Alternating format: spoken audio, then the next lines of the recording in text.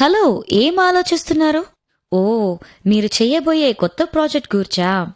ఇంతకు దాని విషయం ఏమేం పథకాలు వేశారు? అదేంటి, ఇంకా ప్రారంభించనే లేదా? అప్పుడే ఒక నెల అయిపోయిందిగా. మీకో విషయం చెప్పనా? మీరు ఇలా ఊహల్లో విహరిస్తూ కూర్చుంటే ఆ ప్రాజెక్ట్ కాస్త మరెవరి చేతికో చిక్కుతుంది. ఒకతను రోజు పాలమ్ముకుని జీవించేవాడు. ఓ రోజు అలసిపోయి ఓ చెట్టు కింద కూర్చుని భవిష్యత్తును గూర్చి ఆలోచిస్తున్నాడు.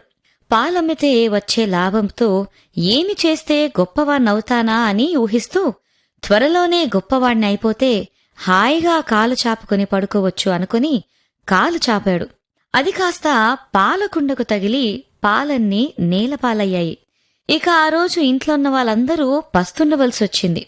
మీకు తెలుసా, ఊహలు అవకాశాలను చంపేస్తాయి.